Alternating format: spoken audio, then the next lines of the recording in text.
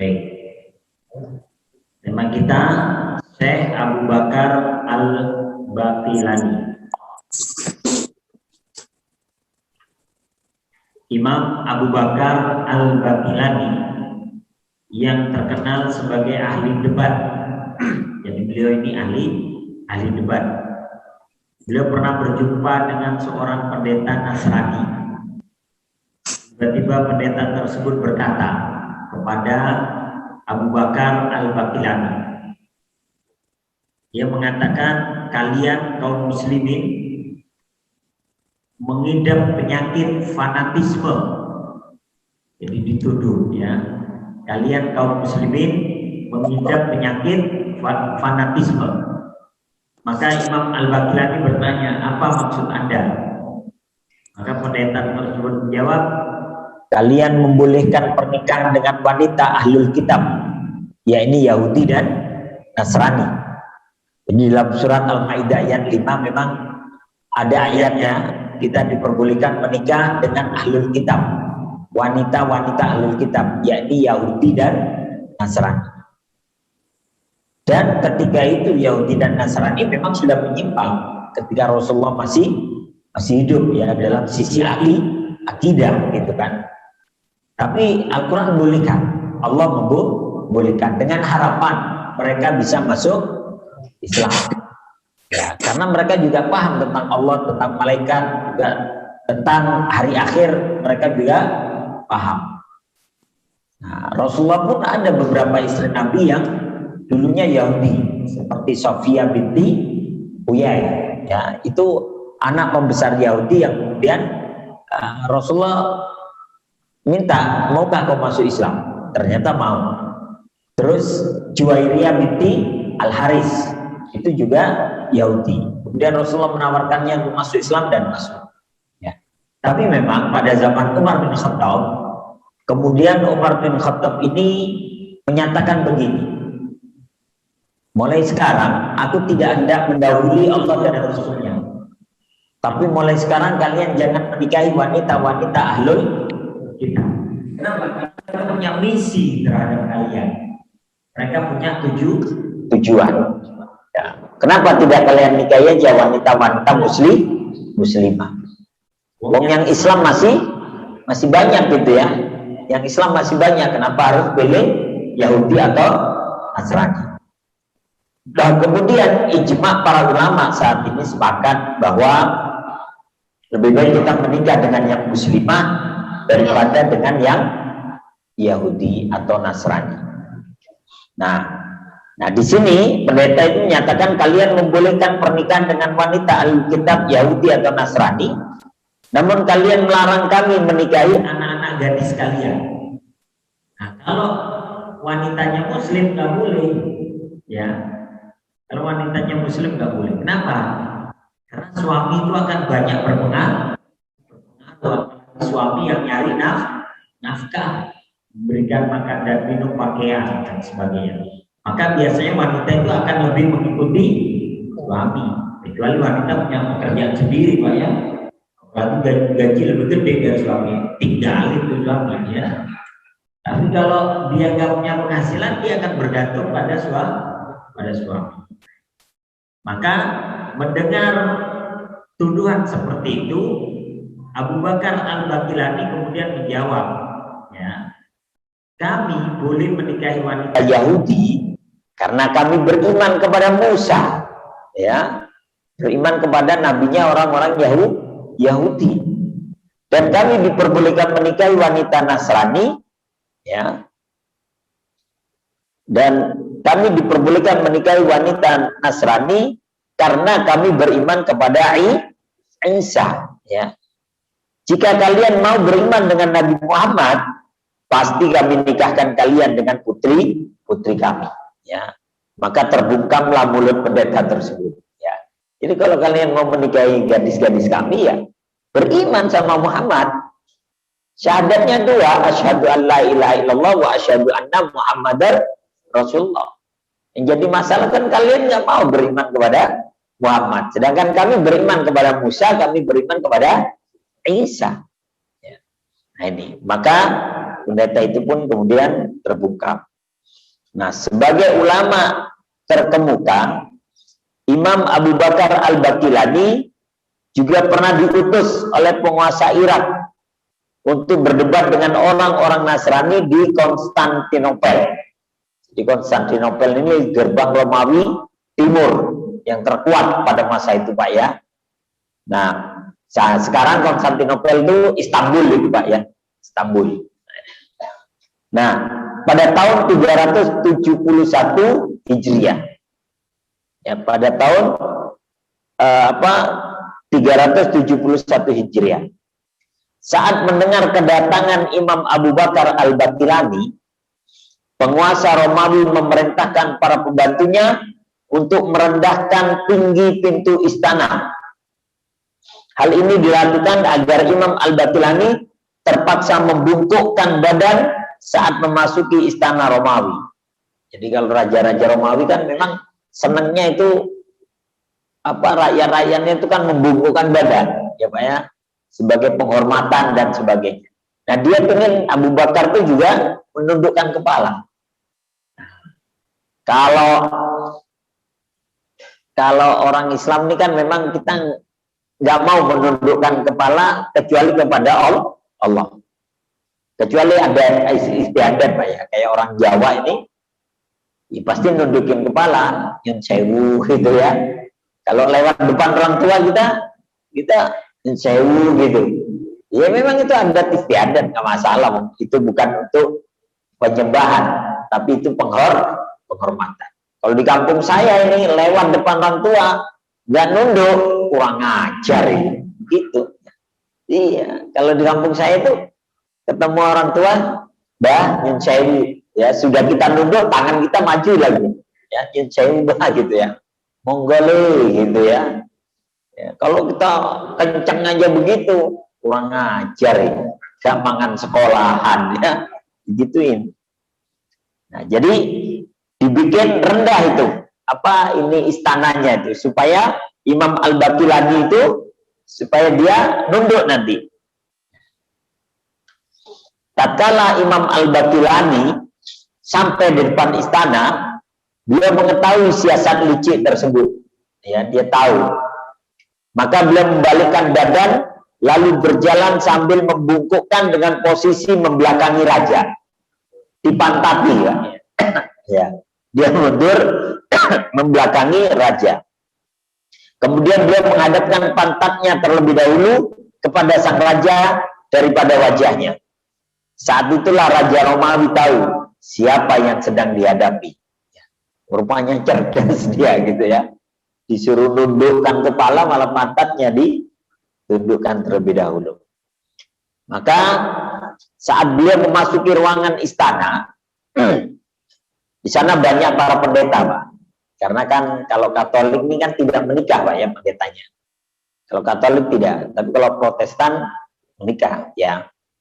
Saat beliau memasuki ruangan istana itu, beliau mulai menanyakan kabar para pendeta tersebut dan keluarganya.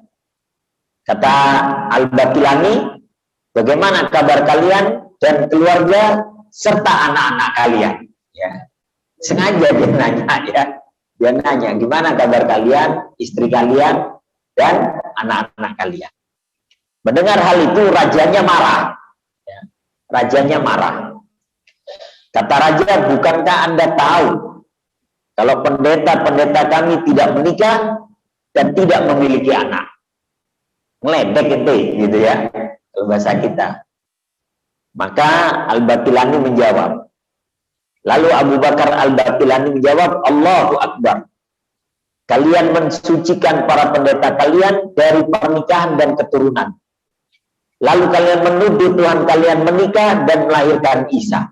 Ya, ini jadi ini jawabannya Abu Bakar Al-Baqillani. Kalian pendeta disucikan, nggak boleh menikah, nggak boleh punya anak. Loh kok kalian nuduh Tuhan kalian tuh menikah, kemudian melahirkan Isa, yang punya anak Isa. Mendengar jawaban ini sang raja makin murka.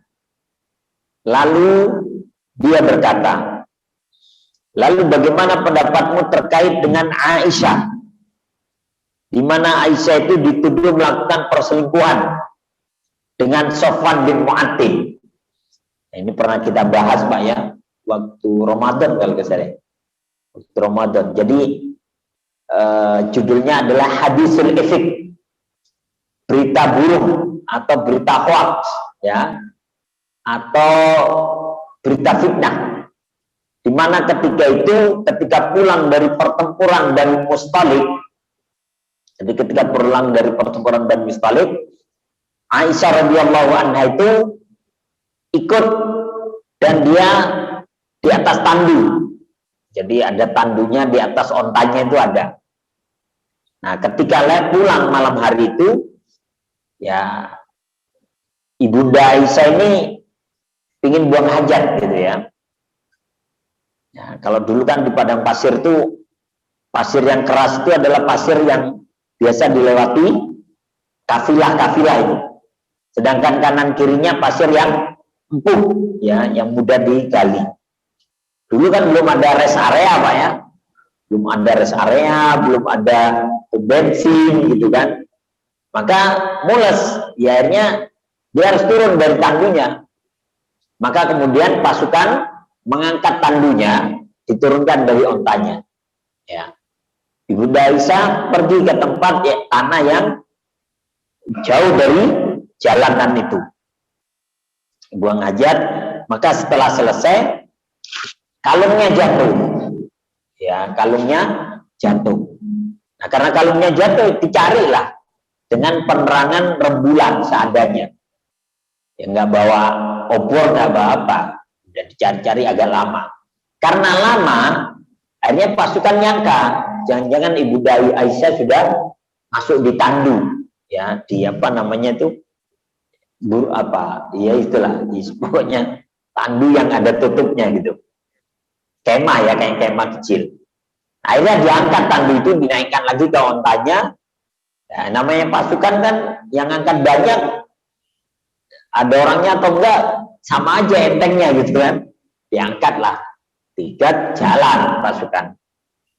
Begitu pasukan udah jalan, Ibunda Aisyah ke tempat itu lagi, ternyata pasukan udah jalan. Nah, karena di zaman dulu kan nggak ada Gojek Pak ya. Kalau ada Gojek kan tinggal pesen diantar gitu ya. Nah, dia karena malam lagi, hanya penerangan rembulan. Akhirnya Ibunda Aisyah ya dia bilang, mungkin nanti pasukan menyadari bahwa aku ketinggalan. Ya udahlah, aku tunggu di sini. Ditunggu di situ, tunggu di pinggir jalan, duduklah sampai tertidur, ya, karena kecapean. Ya, namanya ikut perang, tertidur. Nah, pasukan jalan aja terus, tidak menyadari kalau Ibunda Aisyah tertinggal. Maka kemudian ada satu pasukan yang ketinggalan, namanya Sofwan bin Mu'attil. Nah, Sofwan ini karena ngantuk, dia punya onta, ya sudah, pasukan jalan dia tidur. Dia tidur. Begitu dia sudah selesai tidurnya, dia jalan tuh belakangan. Kenapa dia berani jalan belakangan? Karena dia punya onta, punya kendaraan sendiri, pasti bisa nyusul pasukan yang jalan kaki. Nah, begitu dia jalan, Sofwan ini tiba-tiba dia lihat ada wanita di pinggir jalan. Ya karena iman para sahabat itu kan nggak kayak kita. Begitu lihat wanita pinggir jalan, nggak pikiran kuntilanak, ya, nggak kepikiran gundurwo gitu kan. Langsung mikir, oh ini pasti wanita. Ditanya, siapa Anda? Saya Aisyah, istri Rasulullah. Ya, kata dia, la haula wala quwata illa billah. Ya, bagaimana bisa tertinggal? Diceritakan. Ya sudah, kalau gitu Ibunda Aisyah naik ke onta, biar saya yang tuntun. Maka naiklah ke onta, kemudian dituntun. Begitu dituntun, besok paginya pasukan masuk ke Madinah, Ibunda Aisyah nyusul. Ibunda Aisyah di atas onta, Sofwan yang nuntun. Orang munafik lihat, wah, Aisyah nginep sama Sofwan bin Mu'attil. Nginep sama Sofwan bin Mu'attil. Lu baru nonton aja Pak, udah dituduh Pak, ya. Udah dituduh, apalagi kalau sekarang zaman Gojek sekarang ya, ganti-ganti orang yang di Gojek. Kan dituduh pacarnya banyak, kemarin nenek-nenek, sekarang gadis gitu ya. Itu dituduh Sofwan bin Mu'attil sudah bermalam dengan Aisyah dan dituduh melakukan perzinahan. Dan yang melakukan tuduhan itu adalah Abdullah bin Ubay bin Salul, tokoh munafik yang dia tidak suka dengan Rasulullah dan kaum muslimin. Maka disebarkanlah berita hoaks bahwa Aisyah telah melakukan perzinahan atau perselingkuhan dengan Sofwan bin Mu'attil. Sebulan itu berita menyebar. Tapi kemudian Allah menurunkan surat An-Nur ya, yang membebaskan Aisyah dari tuduhan-tuduhan tersebut. Maka ini pernah ditanyakan oleh Raja Romawi ya. Sang raja bertanya, lalu bagaimana pendapatmu terkait Aisyah, istri nabimu yang dituduh melakukan perselingkuhan dengan Sofwan bin Mu'attil? Maka Abu Bakar Al-Bakilani menjawab, jika Aisyah pernah dituduh berzina oleh kaum munafik, maka Maryam pun pernah dituduh berzina oleh kaum Yahudi. Ya, kan orang Yahudi menuduh Maryam itu melakukan perzinahan. Lu nggak punya suami hamil, ya. Tapi ini khusus Maryam. Kalau sekarang jangan percaya ya. Lu nggak punya suami hamil, iya kayak Isa, tabokin aja kalau itu. Ya. Nah, ini beda ya. Maka Aisyah Maryam pun pernah dituduh oleh kaum Yahudi. Padahal keduanya, yakni Aisyah dan Maryam, adalah wanita-wanita suci yang dijaga oleh Allah. Ya.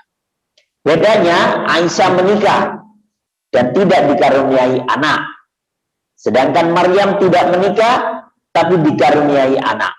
Menurut kalian, kata Al-Bakilani, siapa yang lebih layak dituduh melakukan perzinahan? Aisyah kah atau Maryam? Ya, ini kata Syekh Al-Bakilani. Walaupun keduanya adalah orang-orang yang suci. Kalau kalian menuduh Aisyah, mana yang lebih layak dituduh? Aisyah atau Maryam? Aisyah menikah, Maryam tidak. Mana yang layak dituduh? Maka diam itu rajanya. Ya. Mendengar itu rajanya kemudian diam.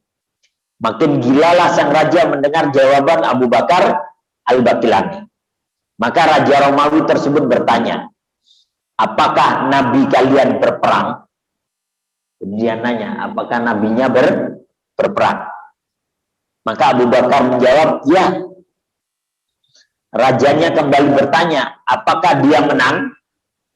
Abu Bakar Al-Bakilani menjawab, ya. Ya. Sang raja bertanya lagi, apakah nabi kalian pernah kalah perang? Dia jawab, iya, pernah kalah. Dalam perang Uhud banyak, Nabi pernah kalah itu dalam perang Uhud. Perang Badar menang, perang Uhud kalah. Karena ada orang-orang yang bagian pemanah itu tidak patuh. Nabi letakkan 50 orang itu di bagian pemanah di atas bukit yang posisinya strategis. Tapi ternyata mereka turun itu untuk mengambil harta rampasan perang. Yang tersisa cuma 10 orang atau 9 orang gitu dalam hadisnya. Ya. 9 atau 10 orang yang hanya bertahan di atas. Yang 40 itu turun. Ya. Maka akhirnya Khalid melihat kesempatan itu, dia berputar. Sehingga nggak terlalu berpengaruh itu 9 orang untuk pasukan Khalid. Ya. Maka akhirnya kalah Nabi, walaupun tidak kalah telak. Kenapa disebut gak kalah telak? Karena orang kafir tidak melawan seorang pun dari kaum muslimin. Dan orang kafir tidak mengambil harta rampasan perang sedikit pun dari kaum muslimin. Hanya memukul mundur kaum muslimin aja sampai lari ke atas bukit-bukit. Tapi mereka tidak membawa tawanan satu pun. Jadi kalau dibilang kalah telak ya enggak. Kan dipukul mundur aja. Maka ketika ditanya apakah Nabi kalian pernah kalah perang? Pernah, kata Abu Bakar Al-Bakilani. Kemudian rajanya berkata, aneh, Nabi kok kalah perang? Ya, jadi kata dia, aneh, masa Nabi kalah kala perang. Maka Abu Bakar menjawab, tahukah Anda, ada yang lebih aneh lagi daripada itu, ya. Bagaimana bisa Tuhan mati di tiang salib, ya, kata Abu Bakar Al-Baqilani. Kalau Nabi kalah perang aneh gitu, tapi ada yang lebih kalah aneh lagi, Tuhan mati di tiang salib. Maka ini jawaban Abu Bakar Al-Baqilani. Maka terbungkamlah mulut raja tersebut, ya. Ini diambil dari kitab Tarikh Al-Baghdadi, ya, li Khatib Al-Baghdadi. Diambil dari kitab Tarikh Al-Baghdad atau Sejarah Baghdad karya Imam Al-Khatib Al-Baghdadi. Nah, inilah Abu Bakar Al-Baqilani. Hikmah yang bisa dipetik dari perdebatan Abu Bakar Al-Baqilani. Dulu para ulama sibuk berdebat untuk meluruskan kesesatan orang kafir. Jadi Al-Baqilani, Imam Abu Hanifah, Imam Syafi'i atau imam-imam yang lain itu mereka berdebat dengan orang-orang kafir atau dengan orang-orang yang tidak muslim, ya. Mereka itu untuk meluruskan kesesatan mereka. Sedangkan saat ini sebagian ulama sibuk memuji dan mencari titik-titik kompromi dengan orang-orang kafir.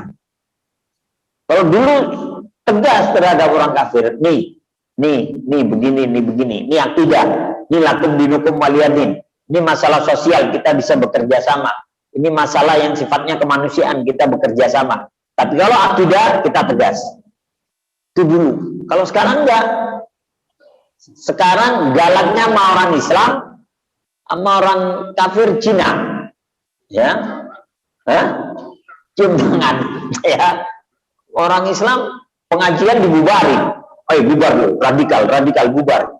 Sama paus dia cium tangan, lumayan sih jadi menteri agama juga. Nah, ini ya. Jadi ya itu, kita akhirnya terbalik. Seharusnya kita itu asyidda walal kufar, tegas terhadap orang-orang kafir, ruhama bainahum, saling menyayangi sama orang-orang beriman. Ini hari ini kebalik, asyidda walal mu'min, ruhama bainal kafir. Sama orang mukmin galak, lu radikal, bubar, kafir, neraka, ya. Sesama mukmin. Tapi sama orang kafir Cina, ya. Nah, kita harus toleransi, harus ini dan sebagainya. Giliran saudara sendiri nggak ada toleransi, bubar nggak nih pengajian? Begitu, ya. Nah, kenapa? Ya itu, ini ya. Yang kafir siapa jadinya katanya? Nah, yang kedua, hikmahnya dari apa yang dilakukan oleh Abu Bakar Al-Baqilani, agama ini harus dipikul oleh orang-orang yang cerdas agar wibawanya terjaga. Jadi agama ini harus dijaga oleh orang-orang yang cerdas. Kenapa? Agar wibawanya terjaga. Coba Pak Habibie itu Pak ditakuti Pak sama dunia. Kenapa? IQ Pak Habibie itu di atas Albert Einstein loh, ya. Albert Einstein itu nggak sampai 200 IQ-nya. 180 berapa gitu, ya. Tapi Habibie itu 200 IQ, ya. Dia mau bikin senjata sendiri nggak boleh, Pak Habibie. Mau bikin pesawat tempur sendiri nggak boleh, bahaya Islam misalnya. Coba kalau Pak Habibie itu bukan Islam, saya yakin diangkat-angkat namanya. Setinggi Einstein kali, ya. Setinggi Einstein, tapi karena Islam ya itu dikuyok-kuyok. Matur nuwun Pak Makmun. Ya. Karena beliau Islam, maka namanya ditenggelamkan. Coba ketika Pak Habibie itu jadi presiden waktu itu, ya. Mampu loh, dolar 15.000 diturunkan jadi 6.000.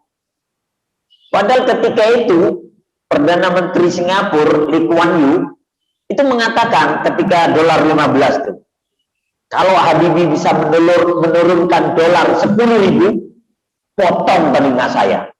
Itu Lee Kuan Yew bilang, kalau Habibie bisa menurunkan dolar sampai 10.000, potong iris telinga saya. Ternyata Pak Habibie bisa nuruninnya 6.000. Kata Lituanyu, ya nggak jadi dipotong. Saya bilangnya 10, dia turunin 6.000 ya. Iya, cerdas Pak Habibie itu bisa ya. Tapi sayang karena beliau Islam dan dianggap bagian dari Orde Baru, dikuyo-kuyo, diturunin, ya. Dianggap sekarang jauh lebih baik, ya. Ya meroket sih sekarang, roket ya, roket ya. Roket ya ini.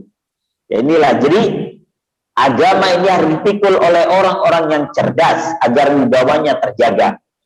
Oleh sebab itu siapa saja di antara kita yang memiliki putra dan putri yang cerdas, jangan semuanya diarahkan untuk jadi dokter atau arsitek. Harus ada yang disekolahkan agar menjadi ulama, penjaga akidah umat. Harus ada. Bapak punya anak 5. Yang satu pilot, satu dokter, satu insinyur, satu ahli matematika misalnya ya. Satu harus ada dong yang tukang bawa berkat, ya, tukang doain gitu ya. Jangan semuanya ntar jadi dokter, insinyur, pilot, arsitek. Giliran suruh doain bapaknya kagak bisa, ya. Giliran suruh memimpin acara nggak bisa. Giliran suruh ini nggak bisa. Ya, banyak loh seperti itu Pak. Ya. Anaknya sekolah di luar negeri semua. Giliran maknya sekarang bingung. Gue baca apaan nih gitu ya, bingung. Ya. Nah ini, maka jangan semuanya. Paling tidak ada satu di antara anak kita yang kita siapkan untuk menjadi ulama gitu. Pak, yang kita baca buku-buku matematika atau apa dan sebagainya, itu selesai sekolah selesai loh Pak, kecuali kita sesuai dengan bidangnya di pekerjaannya. Tapi kalau Al-Quran, hadis itu dibaca terus Pak, dibaca terus sampai kita di alam kubur pun yang ditanya perkara agama, bukan lu insinyur apa arsitek, bukan itu. Marbuka, ya, marbuka itu yang tanya, bukan insinyur, dokter, arsitek, bukan, ya. Bukan. Nah ini. Dan maka siapkan minimal 1 atau 2 anak kita. Dan anak kita yang hafal Quran itu akan meletakkan taj, mahkota, ya. Anak yang hafal Quran itu akan meletakkan mahkota itu di kepala bapak ibunya nanti. Lu kita yang dipakai mahkota, yang hafal anak kita yang pakai mahkotanya. Kan kurang enak gimana? Ya. Yang susah payah ngapalin anak kita yang dikasih nanti di akhirat. Kita yang dimuliakan. Itu Pak.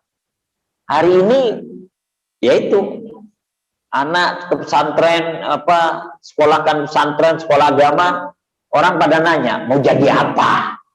Ya, itu banyak begitu Pak. Anak sekolahin pesantren, mau jadi apa? Begitu. Saya dulu masuk pesantren, ada yang nanya tuh, mau dimasukin pesantren, mau jadi apa nanti? Ya, jadi orang, masa jadi monyet, ya. Kadang orang seperti itu, pekerjaan yang dilihat Pak, ya. Pekerjaan, padahal jadi ustadz, jenderal lagi cium tangan Pak ya, bintang-bintang cium tangan. Tapi kalau kita jadi prajurit, kalah pangkat nggak bisa. Ya. Kalau jadi ustadz, jenderalnya ditunjuk-tunjuk, presidennya ditunjuk-tunjuk ya. Nah, ini. Jadi ya itulah. Kadang kita itu duniawi yang lebih didulukan, sehingga mencibir orang-orang yang arahnya kepada akhirat. Padahal yang abadi adalah akhirat. Nah ini Imam Abu Bakar Al-Baqilani, ya, beliau ini ulama yang produktif, ulama yang banyak menulis, banyak membaca. Jadi dia habiskan waktunya itu kalau nggak menulis, baca, dakwah. Anak sekarang waktunya habis main game Pak, ya. Main game itu dah, ya. Main game, nanti di game tuh piara sapi dulu, piara kambing, bangun rumah, bangun istana, tertempur, hancur, bangun lagi, sampai ada candaan, ada bapak-bapak mau meninggal dunia. Nah, tolong nanti sapi-sapi bapak dikasih makan ya, sama kambing-kambingnya ya, terus rawat kebun-kebunnya ya, rumahnya juga rapiin. Emang ada Pak? Ya ada. Di mana tuh di game bapak? kurang ajar sampai Pak ya. Kirain beneran, kalau beneran enak warisannya. Suruh merawat kimnya. Hari ini seperti itu kadang. Ya. Nah, Imam Abu Bakar Al-Batilani lahir di kota Basrah. Basrah ini salah satu kota besar di Irak. Ya, Basrah. Kota terbesar kedua di Irak setelah Baghdad. Jadi Irak itu kok ibu kotanya adalah Baghdad. Ya. Kemudian ibu kota berikutnya adalah Basrah. Kalau Basrah ini kalau di kita Bandung kali ya. Jadi kalau Baghdad itu Jakarta, Basrah Bandung. Kemudian ada satu lagi, Kufah. Tempatnya Imam Abu Hanifah. Jadi kalau Imam Ahmad itu di Basrah, Imam Syafi'i itu di Baghdad. Nah, sedangkan Imam Abu Hanifah itu di Kufah. Nah, 3 kota yang terkenal ini di. Imam Al-Batilani dilahirkan dengan nama lengkap Abu Bakar Muhammad Ibnu Thayyib Ibnu Muhammad bin Ja'far bin Qasim Al-Batilani.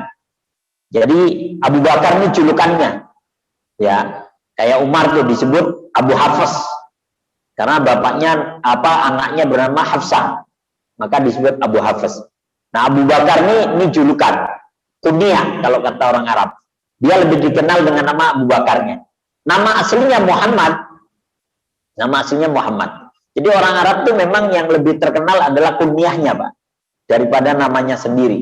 Ya. Kalau kita kan nggak ada. Nama kita ini ya ini yang dipanggil. Kalau orang Arab nggak. Dia pakai nama lain. Ya. Nama saya Mujahid. Anak saya Syahid. Pernah ditulis Mujahid Abu Syahid. Dikira teroris, Pak. Namanya serem ya. Mujahid Abu Syahid. Wah, teroris ini katanya. Gak bisa masuk Facebook itu, gak bisa, Pak. Ya, gak diterima, gak bisa. Ya. Baru kita tulis Mujahid aja baru bisa. Abu Syahidnya dihapus. Dikira teroris. Padahal Abu Syahid itu maksud saya kunyah gitu. Biar saya dipanggil Abu Syahid gitu. Nggak bisa ya. Ditolak ya. Ini. Jadi Abu Bakar. Nah, Al-Batilani ini nama desanya. Ya, nama desanya. Kalau kita misalnya di Arman gitu. Al-Armani. Ya. Kalau sini apa ini wilayah sini? Sugutamu. Aduh, susah sebutannya. Bahasa Arabnya As-Sugutamu. As-Sugutamui susah ya. Susah. Kalau Arman mungkin masih bisa. Al-Armani. Paling susah Bukit Cengkeh juga. Al-Bukit Cengkehi. Susah ya. Al-Armani ya. Alhamdulillah ya. Nah ini. Tidak ada keterangan yang begitu spesifik tentang tahun kelahiran Imam Al-Batilani. Namun beliau hidup pada masa awal pemerintahan dinasti Buwaihiyah. Sekitar pertengahan abad keempat sampai awal abad kelima. Jadi dia hidup sekitar 701 Hijriah. Nah, ulama yang hidup di bawah 400 Hijriah itu disebut ulama salaf. Ulama salaf. Jadi yang hidup di bawah 400 Hijriah, di bawah 4 abad, itu disebut ulama salaf. Nah, yang 400 ke atas itu disebut ulama khalaf. Ya, ulama khalaf. Kayak Imam Syafi'i itu disebut ulama salaf karena sekitar 150 sampai 200 Hijriah. Tapi kayak Imam penulis kitab Bulughul Maram itu kitab Riyadhus Shalihin Imam An-Nawawi itu sekitar tahun 700-an. Maka itu disebut ulama khalaf. Ya. Nah, ia tinggal di Baghdad. Dia belajar hadis kepada Abu Bakar bin Malik Al-Qat'i, Abu Muhammad bin Musa dan Abu Ahmad Husain An-Naisyaburi. Jadi gurunya itu banyak, Pak. Guru hadisnya aja berapa itu? 3 orang. Guru hadisnya aja. Kemudian dia belajar fikih kepada Abu Bakar Al-Bur. Sedangkan ilmu kalam, ilmu debatnya, dia belajar langsung kepada Abu Abdullah Bakar bin Mujahid. Bukan Mujahid saya nih, Pak ya. Mujahid zaman dulu ya. Tahun 1371 Hijriah ya. Kalau sekarang kan 1442 Hijriah. Udah tahun lalu ya, tahun lama. Dan kepada Abu Hasan Al-Bahili. Keduanya adalah murid dari Abu Hasan Al-Asy'ari. Dia bermadzhabkan Maliki. Jadi kalau akidah dia Asy'ari, tapi madzhab fikihnya adalah Maliki. Jadi para ulama dulu Pak, gurunya itu bukan satu. Banyak gurunya. Bahkan Imam Syafi'i itu gurunya lebih dari 20. Kenapa? Karena gurunya banyak, wawasannya luas. Kalau gurunya satu aja gurunya. Udah yang benar gurunya doang, selainnya salah. Ini nggak bagus nih, bahaya. Ya, susah ntar ya. Pokoknya yang benar guru saya, yang lain salah. Ini. Pokoknya yang benar apa kata guru saya. Kalau guru saya bilang kalau ke Jakarta lewat Jalan Raya Bogor, guru lain bilang kalau ke Jakarta lewat Lenteng Agung bisa. Guru lain bilang kalau ke Jakarta lewat Cinere juga bisa, cuma agak jauhan. Terus kita bilang ini Jakarta lewat sini aja, nggak bisa, yang benar tuh Jalan Raya Bogor, yang lain salah. Nah ini, kalau gurunya cuma satu, maka pentingnya belajar ilmu itu dari banyak guru. Kenapa? Supaya kita ada perbandingan. Ya, kalau guru ini ngomong begini, ini begini, bagaimana? Cari dalilnya. Kemudian mana yang lebih akurat, lebih sahih, silakan diambil. Kemudian Imam Al-Baqillani juga merupakan seorang ulama yang produktif, rajin menulis, sangat mencintai dan menghargai waktu, sebagaimana yang dikatakan oleh Abdul Fattah Abu Qudah dalam kitabnya Qimmatuz Zaman Indal Ulama, puncaknya zaman pada masa ulama. Disarikan dari kitab Ad-Dibaj Al-Madhab fi Ma'rifatil A'yan Madhab karya Ibnu Farhun Al-Maliki, bahwasanya Al-Qadi Abu Bakar Al-Baqillani. Nah, beliau disebut Qadi, Pak. Qadi ini kalau dalam bahasa kita itu hakim agung.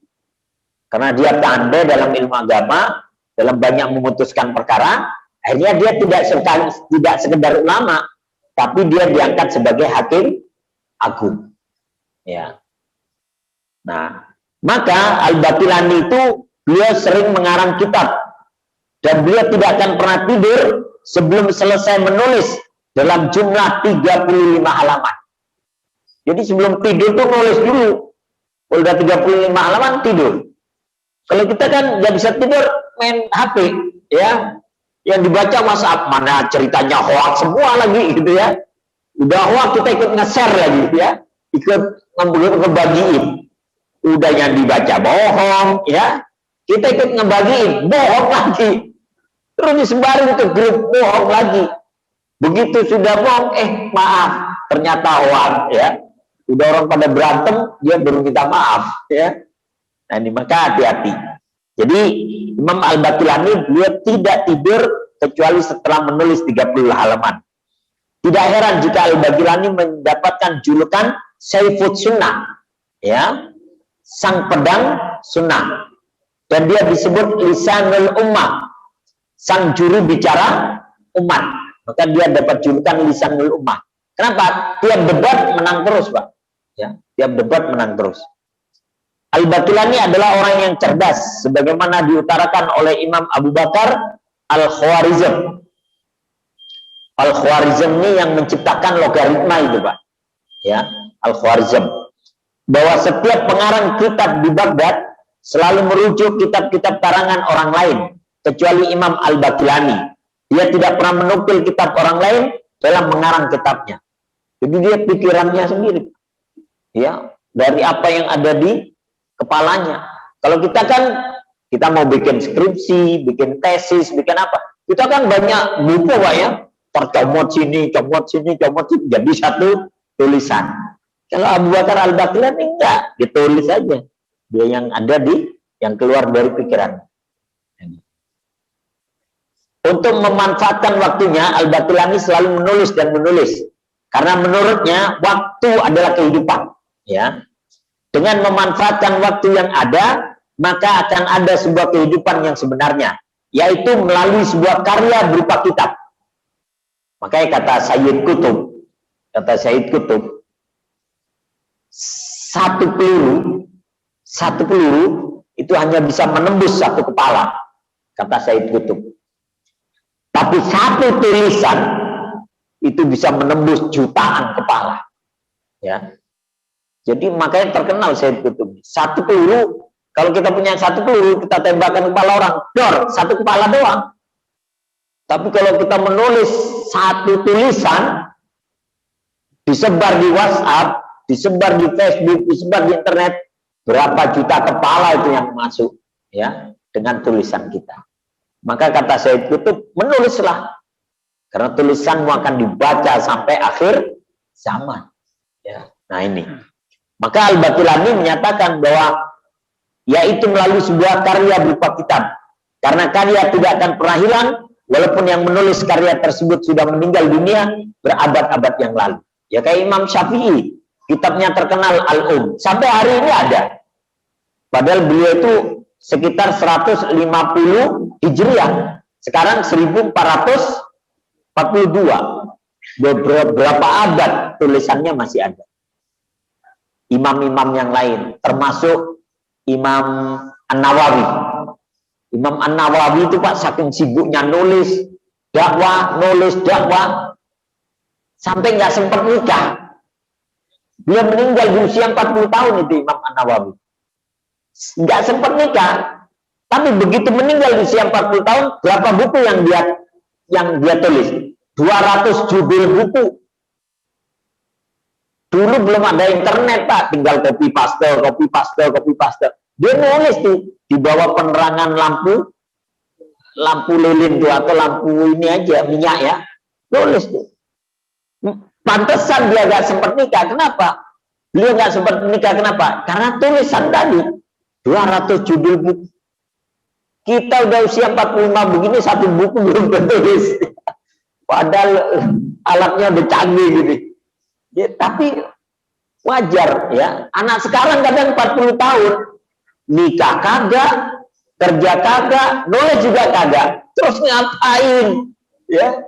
Ini yang buang-buang waktu gitu. Kalau ada karya yang diciptakan, alhamdulillah. Ini. Di antara beberapa karya Al-Qadhi Abu Bakar Al-Baqillani adalah Ijazul Quran, dan ia tersimpan di salah satu museum di Inggris. Disimpan sama Inggris Pak. Inggris tahu tuh, ya. Kemudian ada juga kitab At-Tahmid yang tersimpan di Museum Istanbul dan Museum Paris.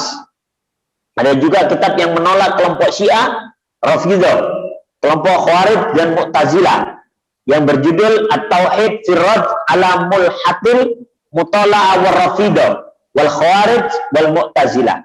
Jadi beliau termasuk penegak sunnah.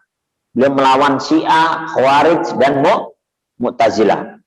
Ada juga kitab Al-Insaf fi Ashabil Khilaf, Hidayatul Murtasyidin, ya. Ini kitab-kitab beliau.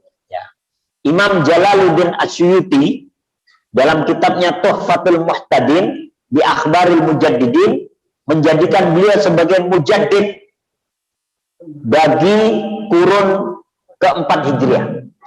Mujaddid itu pembaharu, orang yang memperbarui agama dikembalikan pada asalnya. Jadi ketika agama sudah mulai menyimpang, manusia sudah mulai menyimpang, dibalikkan lagi ke jalan yang benar. Itu namanya mujaddid. Nah, kalau di Indonesia ini mujaddid, para ulama sepakat. Di antara mujaddid adalah Kiai Haji Hasyim Asy'ari. Itu mujaddid, ya, yang kemudian mendirikan NU. Kemudian Kiai Haji Ahmad Dahlan, itu dianggap mujaddid. Ketika orang tenggelam dalam kesyirikan, dibalikkan kembali. Ketika orang tenggelam pada bid'ah, dikembalikan lagi. Maka ini disebut mujaddid. Kemudian ada juga Syekh Ahmad As-Surqati. Itu juga disebut mujaddid, yang kemudian mendirikan organisasi Al-Irsyad Al-Islamiyah. Kemudian ada Ahmad Hasan atau A-Hasan yang kemudian mendirikan Persis. Mereka ini disebut mujaddid. Mereka mengembalikan umat kepada Islam yang berdasarkan dalil, tidak berdasarkan dalih, ya. Nah ini, mereka disebut mujaddid. Kalau di Mesir ada Hasan Al-Banna, ya, ada Hasan Al-Banna. kemudian ada Sayyid Qutb dan sebagainya. Kenapa? Hamka itu juga kalau Hamka disebut ini tidak disebut mujaddid, tapi dia masuk kategori ulama yang karismatik, ya, kayak Buya Hamka, kemudian ada banyak sebenarnya Syekh Jamil Jambe dan sebagainya. Ya. Tapi memang Buya Hamka disebut fenomenal karena beliau berhasil menyelesaikan tafsirnya itu di penjara dalam rentang waktu 2 tahun. Ya. Di penjara 2 tahun menghasilkan karya. Kalau di penjara 10 tahun, bukunya banyak itu, Pak. Kalau kita di penjara, nangis dulu kali ya. Tapi itulah para ulama. Penjara apapun tidak membuat dia berhenti berkarya. Makanya Buya Hamka kemudian dapat gelar julukan Profesor Doktor Hamka. Tapi kan ada karyanya, Pak ya. Ini ada nggak lulus S1 Profesor Doktor tiba-tiba. Ya. Karyanya belum ketahuan. Ya, kalau Buya Hamka kan ketahuan tafsirnya Al-Azhar, ya.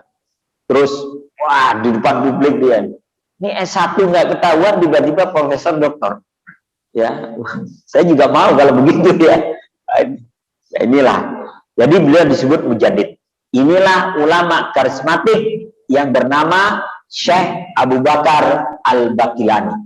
Ya mudah-mudahan nanti generasi kita, adik-adik kita, anak-anak kita ada yang meneruskan seperti para ulama ini, menjaga akidah umat. Ya, itu aja karena udah masuk waktu syuruk. Mari kita tutup dengan hamdalah dan doa kafaratul majlis. Alhamdulillahirabbil alamin.